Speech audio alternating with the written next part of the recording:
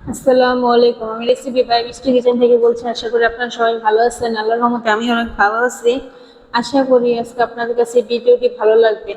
আজকে আমি তৈরি করে দেখাবো আমের পুডিং রেসিপি। আশা করি ভিডিওটি ভালো লাগবে। যদি ভিডিওটি ভালো লাগে তাহলে অবশ্যই একটা লাইক এন্ড সাবস্ক্রাইব করে দিবেন। আর ভিডিওটি সম্পূর্ণ দেখার অনুরোধ রইল। আমি পুডিংটি তৈরি করার জন্য এখানে আমি 3টা বড় বড় সাইজের আম নিয়েছি। আমগুলো আমি খুব ভালোভাবে ধুয়ে নিয়েছি। এখন আমি আমটা কেটে নিব। আমি আমের মুখটা প্রথমে কেটে নিলাম চাকুর সাহায্যে। তারপর এখন আমি আমগুলো নেব।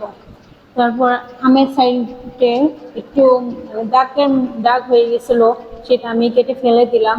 এখন আমি আমগুলো কিউব করে কেটে নিব। এই আমের সিজন থাকতে থাকতে আপনারা খুব সহজেই এই আমের পুডিং রেসিপিটা তৈরি করে নিতে পারেন। আশা করি ভিডিওটি আপনাদের কাছে ভালো লাগবে। আমি আমগুলো কিউব করে কেটে নিয়েছি। এখন একটা চামচের সাহায্যে আমি ব্লেন্ডার জারের মধ্যে আমগুলো দিয়ে দিচ্ছি। এই আমি কিউবগুলো আমি খুব সুন্দরভাবে ব্লেন্ড করে নিব। ব্লেন্ড করা আমার হয়ে গেছে। এখন আমি একটা ব্লেন্ড করা আমগুলো একটা জালির মধ্যে দিয়ে আমি আমটা মানে ছেঁকে নিচ্ছি। নিচে ছেঁকে নিলে আমের পুডিংটা খুব সুন্দর হয়। মানে আমি যে আমের জেলোটা বানাবো সেই জেলোটা খুব সুন্দর হবে। আপনি চেষ্টা করবেন আমের মিশ্রণটা মানে জালি দিয়ে ছেঁকে নিতে, তাহলে আমের জেলোটা খুব সুন্দর হবে। আমার ছাঁকা হয়ে গেছে। এখন আমি একটা প্যান বসিয়ে প্যানের মধ্যে আমের সেই মিশ্রণটা দিয়ে দিলাম। মিশ্রণটা দেওয়ার পর আমি একটু খুব ভালোভাবে নাড়াচাড়া দিয়ে দিচ্ছি। চুলার আম একটু লো হিটে রাখবেন যাতে তলাতে লেগে না যায়। আমি নাড়াচাড়া দেওয়ার পর এখন আমি এর মধ্যে দিয়ে দিব 1 কাপের মতো চিনি।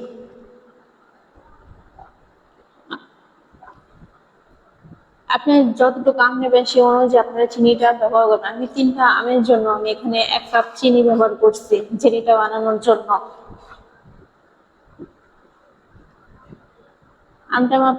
আমের মিশ্রণটা আমার বলক চলে আসছে। আমি খুব ভালোভাবে এটা নাড়াচাড়া দিয়ে একটু ভালোভাবে জাল করে নিব।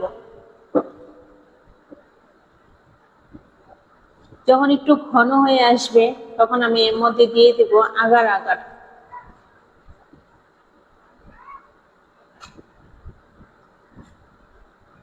যদি আজকে ভিডিওটা আপনাদের কাছে ভালো লাগে তাহলে একটি লাইক এবং সাবস্ক্রাইব করে দিবেন, আর প্লিজ একটি শেয়ার করে দিবেন। আর যদি ভালো লেগে থাকে তাহলে একটি কমেন্ট করে জানাতে পারেন।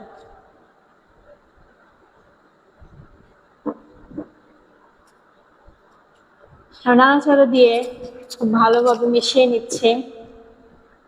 একটু ঘন হয়ে আসা পর্যন্ত এটা খুব ভালোভাবে নাড়াচাড়া দিয়ে মিশিয়ে নিতে হবে।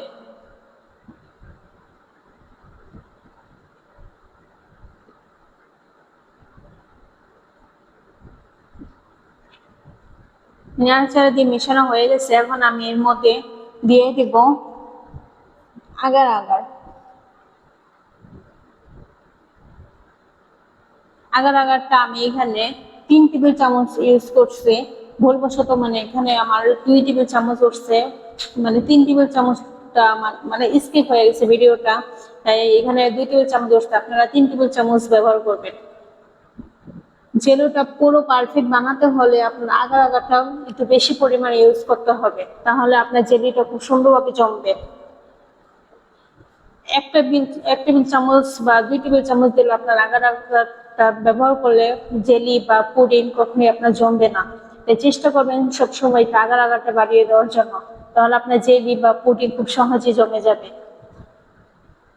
আগার আগারটা দিয়ে আমি খুব ভালোভাবে মিশিয়ে নিচ্ছি। এখন আমি এর মধ্যে একটা হ্যান্ড উইচ দিয়ে ভালোভাবে নাড়াচাড়া দিয়ে আমের মিশ্রণটার সাথে আগার আগারটা খুব ভালোভাবে মিশিয়ে নিয়েছি।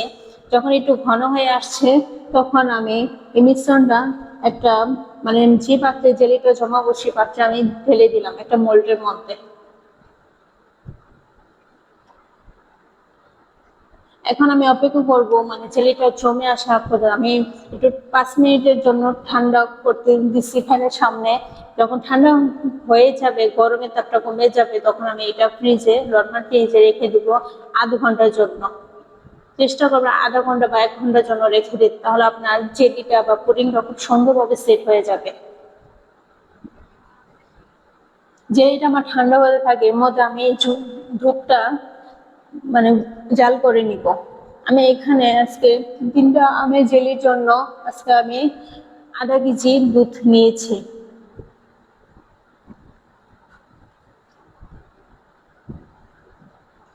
দুধটা যখন আমার বলক চলে আসছে, তখন আমি চুলার আঁচটা কমিয়ে দিয়েছি। দেখেন এর মধ্যে আমার মানে জেলিটা আমার সম্পূর্ণভাবে মানে জমা হয়ে গেছে, জমাট বেঁধে গেছে।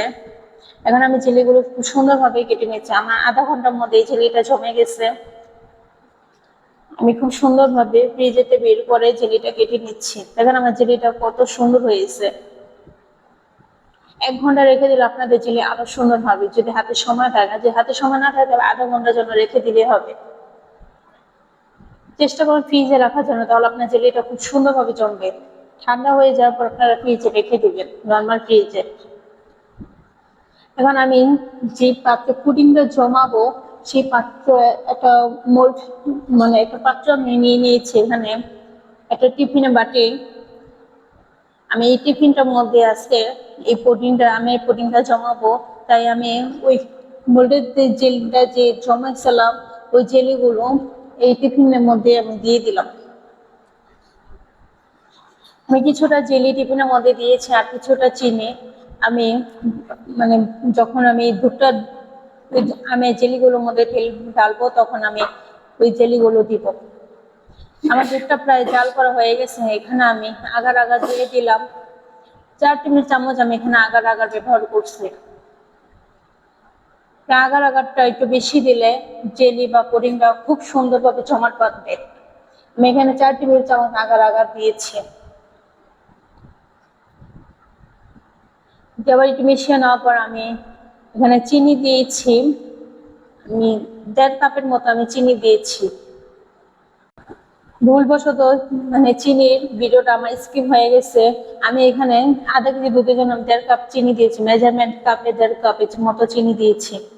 আপনারা চাইলে আরো বাড়িয়ে কমিয়ে দিতে পারেন, যে যতটুকু মিষ্টি খাবেন সেই অনুযায়ী আপনারা চিনিটা দিবেন।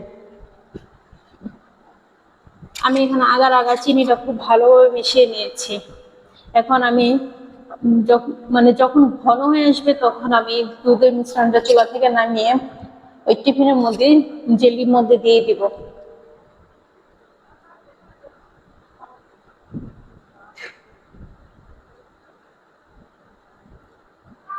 আমার দুধটা খুব ভালোভাবে ঘন হয়ে গেছে। এখন আমি এই দুধের মিশ্রণটা আমি জেলিটার মধ্যে ঢেলে দিলাম।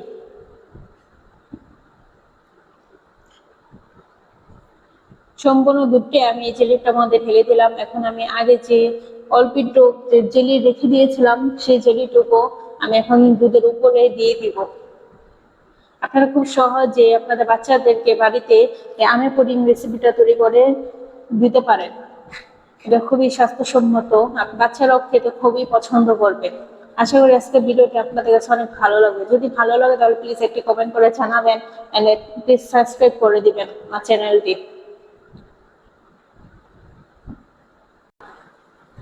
এবং দুধের সাথে আমার জেলিটা খুব ভালোভাবে মেশানো হয়ে গেছে। এখন আমি এটা নর্মাল ফ্রিজ, মানে ঠান্ডা হয়ে যাওয়ার পরে আমি নর্মাল ফ্রিজে রেখে দিব প্রায় 2 ঘন্টার জন্য। যত সময় আপনারা ফ্রিজে রাখবেন, তত সময় আপনাদের এই জেলিটা মানে পুডিংটা খুব ভালোভাবে জমাট বাঁধবে। আমি 2 ঘন্টা পর নর্মাল ফ্রিজ থেকে বের করে নিলাম। এখন দেখেন আমার পুডিংটা খুব ভালোভাবে জমাট বেঁধে গেছে, সুন্দরভাবে সেট হয়ে গেছে। এখন আমি এই পুডিংটা খুব চারপাশ দিয়ে একটা চাকুর সাহায্যে কেটে, তারপরে এটা আমি একটা প্লেটের মধ্যে ঢেলে নিব। চাকুর সাহায্যে আপনারা চারপাশটা একটু সুন্দরভাবে আগে কেটে নেবেন, তাহলে আপনাদের পুডিংটা খুব সহজেই মানে প্লেটের মধ্যে পড়ে যাবে, খুব সুন্দরভাবে চলে আসবে।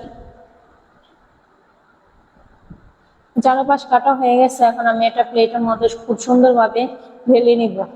এখন আমার পুডিংটা খুব সুন্দরভাবে মানে চলে আসছেন।